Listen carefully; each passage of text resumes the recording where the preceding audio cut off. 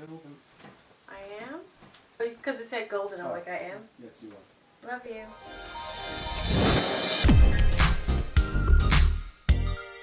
Changing the narrative to uplift your spirits is absolutely very important, and finding the beauty in the routine. Hi guys, welcome back to my channel. If you are a new subscriber, thank you so much for subscribing. If you're not, go ahead and hit the subscribe button. My name is Annette. I upload videos once or twice a week covering a wide variety of topics, and I would love it if you joined the family. Today I'll be talking all about self-care. I know we're in a pandemic. It doesn't seem as though this pandemic is going anywhere anytime soon, so we might as well just really try to adapt to our new normal. It's been a year, and yeah, things are still crazy. We're still sheltering in place, and I found it a bit difficult to practice self-care just because at the beginning of the pandemic I had a baby. She's a year old now, and between being a new mom, adjusting to the new normal, and then starting my own practice because I couldn't go back to work full time because of the pandemic and just because of the demands on me as a person. I just had to constantly be on go all the time, and my needs got put in the back burner. I would go weeks without even putting on makeup or doing just like the most simplest of tasks for myself. And over time I've been able to not only just get in the swing of motherhood, but also get myself to the point where I'm like, okay, I need to prioritize myself to the extent that I can, as far as the baby's needs are met, as far as I'm not missing any deadlines at work, as far as hubby's fine and the home is okay, may not be spotless 24/7, may not be like sparkling like, you know, from the page of a town and country magazine. No, doesn't happen, but at least it's clean enough and it's habitable enough. Yeah, I need to take time for myself and do something. And doing all of that, I've realized that self-care is something that's lacking amongst, you know, us, especially black women. We are the caterers of the world. We tend to carry everybody's burden on our shoulders, the society's burden on our shoulders.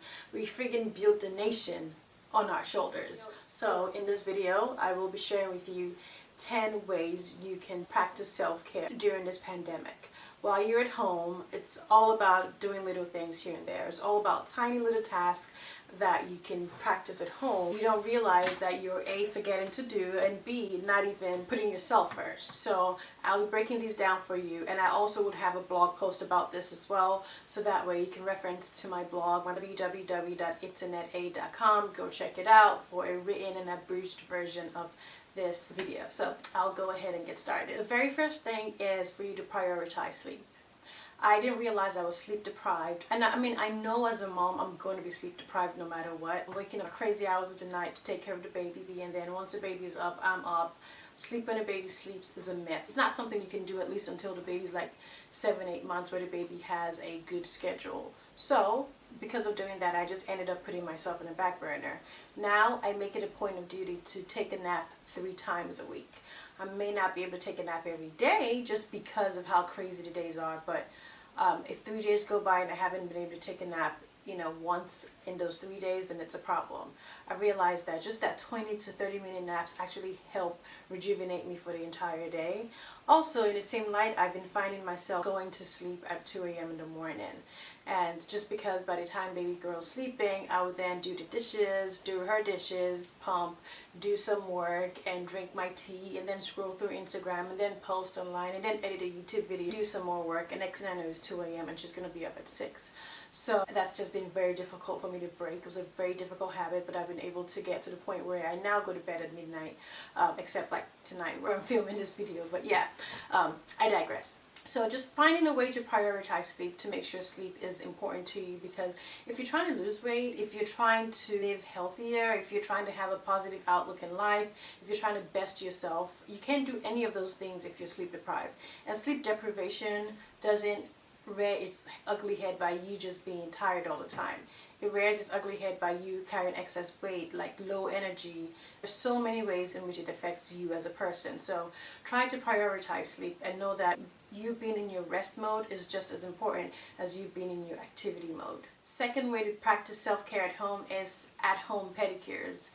Guys, it's so easy to do a pedicure by yourself at home. Just get yourself a bowl where you can soak your feet with some drops of essential oils, one or two tea bags in there, the aromatherapy, and just relax and sit and soak your feet. Something I did like every other week while I was pregnant, and now at home, now with the pandemic, I do that about once, twice a month, just to like relax, you know, and just give myself just a nice way to zen. Now, if you are in an area where you don't have crazy high COVID rates and you can go get a nice pedicure in a safe zone, absolutely go get one. But if you're at home, it's just something you can quickly do. There are also at-home pedicure sets that you can buy off Amazon that provide the whole entire experience for you, with the water pulsating, with the entire, you know, salon effect and spa effect. You can also do that. Pedicures are innately relaxing, and it's a way you can really just relax and unwind, and it's not going to take a lot of your time. Another way you can practice self-care is having a consistent skincare routine. There's nothing that beats having clear skin even though you're in the house, especially now when sitting at home. We're in front of our computers all the time, we're in front of lights all the time, you know, the heater's on 24/7 drying our skin. Having a consistent skincare routine absolutely is important. Don't forget to exfoliate, don't forget to use your serum, your eye cream, your moisturizer. I feel like every time I buy new moisturizer, I'm like, I feel like I just bought a moisturizer like 2 weeks ago. That's because of how dry my skin is getting, being at home and just being subject to you know, the elements. So having a consistent skincare routine absolutely is essential, not just for your face but for all over body. And there are many ways people do this. Some people body brush, other people use pumice stone all over their body, some people like douse themselves in oil and then take a bath. Whichever way is good for you, as far as you're doing something to your skin and as far as it's consistent and of course health. Another thing you can do in a way to practice self-care during the pandemic while we're at home is to find beauty in a routine. Instead of just waking up and be like, oh, another day, wake up and be like, oh well, how can I make today different from all the other days, and how can today be a bit more special and memorable from the other days? And if they're not, just understand that this is a beautiful time in our life, that we are not just stuck at home, rather we're safe at home.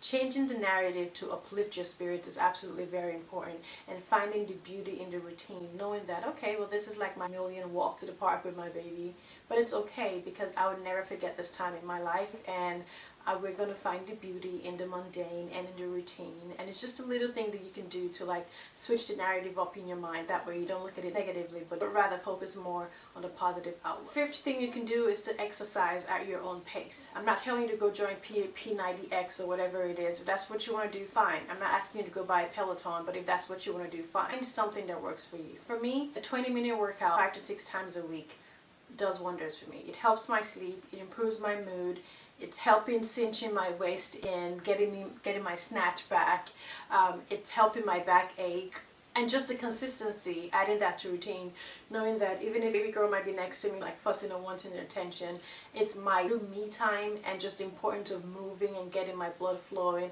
is just awesome. And also takes me back to a place I was when I was super duper active before I had her, where I was doing my yoga and Zumba and all of that, and just the fact that I know I'm not able to do that right now, but at least I'm able to try and put in some time. But not be able to get the 2 hours in, but at least I can get, you know, 20 minutes in.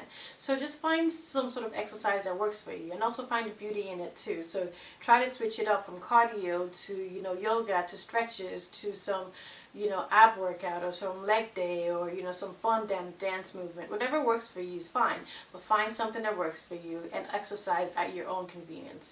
Being that we're at home, there is no end goal of like, oh, I want my summer body, because summer we may still be at home, you know, and even if we're going out, we're still maybe going out in controlled settings. So just go at your own pace, and if you're consistent with it, then the results will definitely show. Splurge in loungewear. Guys, honestly, when this pandemic started and everybody was buying loungewear, I was like, what? Whatever, I'm not buying your 2-piece set. Right now, that's like 98% of what I wear. Minus the fact that, yes, I am running around a baby, and I'm, you know, have to log on to court every now and then. I show my face while I'm having like a Skype call with a judge or whatever. But in a situation like that, I wear a blazer. But apart from that, I'm always in loungewear, and I've decided to, you know, splurge a little in loungewear. So I bought a couple of matching sets from Victoria's Secret, Kindred Body, that are breastfeeding accessible, and they're soft and they're fluffy and they're comfortable. So invest in some splurge worthy loungewear. You're going to be at home, you're going to be lounging. Why don't you lounge in style? Sounds like a win-win situation to me. Another way you can actually practice self-care at home is declutter your workstation. Assuming you're working from home and assuming you have a nice little nook from where you're able to do work, I recommend that you at least try to declutter that area so you feel like you're away from home while you're at home. You know, because I know that a cluttered desk or cluttered environment gives me anxiety, and if I'm working and when I'm working, I don't like cluttered desks. It just makes things just crazy looking to me. It just makes things appear to be more stressful than they actually are. So while we're at home, I feel like it's best to carry that mentality to your workstation. That way, even if your bedroom is a mess, fine, but your workstation is clean, it's clear, and whenever anyone says, "Oh, let's hop on a Zoom call real quick," you don't have to go around and scramble around and try to make your place look acceptable. No, it's already acceptable, it's already presentable, and feel confident that, okay, your work area is, you know, presentable and acceptable, and it's free of clutter, and there you have a clearer headspace to be able to do what you need to do so you can be done with a work day on time, and then you can go binge watch Netflix. Another way you can practice self-care in this pandemic is to allow yourself to get creative. A lot of times we restrict ourselves just because we're used to what our lives are, you know, 24/7. Go to work, come back home, work out, you know, or not, do whatever it is we do, and then go to sleep, rinse and repeat. Well, the pandemic has changed all of that. Our home is now our castle, it's our resting place, it's our work, it's our refuge, it's our shelter. Everything is in a home now. So now it's time to get creative. I love seeing so many of my friends online putting cute little reels, Instagram reels, just for the laughs, just for entertainment. Just get creative. Start a blog if you haven't started a blog before. Take a couple of pictures, take a couple of crazy pictures. No one is judging anyone. Initially when the pandemic started, I was like, really? Is she really just going to dress up at home to take pictures? Now it's like, yes, absolutely. That's what people do. They're at home, you dress up and you create content, you wipe off your makeup, and then you go to sleep. That's what everyone's doing. So use this time to get creative. Write a book if you're thinking about writing a book. Paint if you're thinking about painting. Start that pottery business, or, you know, buy some plants. Whatever it is, tap into your creative side. By doing that, you find that you're nurturing your soul. You find that you're nurturing yourself, and you're actually opening opportunities to which you can release the frustrations that you're feeling and the anxiety that you're feeling, because we all feel it. I know that I have at least 1 or 2 mini panic attacks a week because I'm just like, this freaking pandemic. But yeah, but then when you have a creative outlet, you're able to like let things go and let things flow. Another thing is for you to set boundaries and maintain them. If you're not someone who just likes picking up the phone and calling people, but when people call you randomly, don't respond all the time. Or if you have a boss who's emailing you 24/7 just because she knows you're home anyway, if it's after 7 p.m. or 10 p.m. and it's cutoff time for you, then either slow down on your response, or in your response just say something in the likes of, I didn't get your email on time, I was not checking my email at that point in time, or, you know, I saw that you tried to reach me yesterday at 9 p.m. Was there an emergency? Did I miss something? Just in a way that they can know that, okay, I do see what you're doing, and I'm letting you know that this is uncomfortable, and I'm not available 24/7. How can we go about this further? Just basically making sure that you're not always receptive to negativity, to anxiety, to stressors, and to, you know, everything out there, because many people are just looking for an avenue, and I totally get this, but many people are just looking for an avenue, a receptor to which they can offload and just offload everything, be it anxiety, be it work, stress, be it uncertainty, be it frustration. And if we're at home with nowhere to go and we're just receiving that 24/7, it can be problematic. So try to set your boundaries. If you have that friend who's always calling you to tell you how her latest date didn't go well, well, just let her know that right that moment you don't always have the emotional real estate to be able to handle some of those conversations, and it's fine. It's fine, because your needs come first as a person. You have to put yourself first to the best extent you can. That is a form of self-care. So setting boundaries and maintaining those boundaries, absolutely. Recently, I had an ex-boyfriend reach out to my sister to ask my sister if it's okay for him to like send me a message or Facebook or something. First, I thought it was dumb, you know, because I was like, if you want to send me a message, send me the message. That's fine. I'll block you, or I probably won't respond. But the fact that you feel the need to go reach out to my sister to go ask her if it's okay to reach me, you kind of know that that's a boundary line across, and I'm not going to play that. Husband's not going to play that. Even though you're just trying to say hi, and that's fine if you just want to say hi, then say hi and keep it moving. So people know when to test you. People know when they're trying to step over their boundaries. They don't draw the line, they're going to keep crossing it. Whenever I'm working in a project with someone and they're like stressing out or like, oh, can we do this now? Can we do this now? I always bring things back to the middle and say, well, not this minute. My afternoon is booked, but I'll look into it the rest of the day. Even though my afternoon may not be 100% booked, I am not going to feed into your energy or your anxiousness to get things done right this second just to appease you, because one, I have a life, two, I have other things that are in front of me, and three, I need a buffer. I don't need to just constantly soak up every single bit of energy that you're giving to me. Instead, I need to pace it out and do things at my own pace. So that's a way to practice self-care, absolutely, in this crazy, uncertain, unprecedented times. The last way I recommend to practice self-care is to practice gratitude every day. You can do this by journaling, you can do this by positive affirmations and manifestations, you can do this by singing, by meditating. Gratitude is a skill. Practicing gratitude is only going to attract more gratitude to your life, more things for you to be gracious for. Something that I do at the end of every night when I'm breastfeeding my daughter to sleep, whether or not she's awake or she's not enough or she's already fallen asleep, I tell her what a wonderful day we had. I tell her, you know, how much we played and how much she enjoyed reading XYZ book, and if we took a walk to the park, I'll tell her all the things she saw and how grateful I am that she was enjoying these moments and how blessed I am to have her in my life every day, and for me to be here and be able to observe every diaper change, every tear, every new hair growth, every single thing about it. And in doing that, at the end of the day, kind of like gives me a recap of my day and gives me the opportunity to take a deep breath and just like be thankful that I've had another day with my daughter where I'm safe and sound and she's home with me. And it's just a beautiful thing. It's a beautiful feeling. It's a feeling that actually fuels me, because when I'm done with that, I then go on to carry on the second part of the night, which is, you know, working, doing the dishes, cleaning and all that. But you already know the drill. So yeah. Well guys, those are 10 ways I believe you can practice self-care at home in these crazy, unprecedented times. I hope you found this video helpful. If you did, I would love it if you gave it a nice, huge, resounding thumbs up. Don't forget to follow me on Instagram as well. My Instagram handle is itsaneta.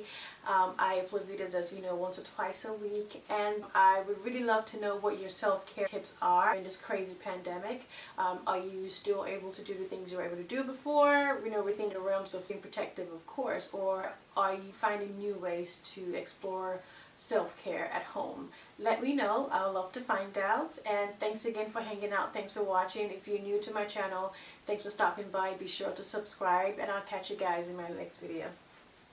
Bye guys.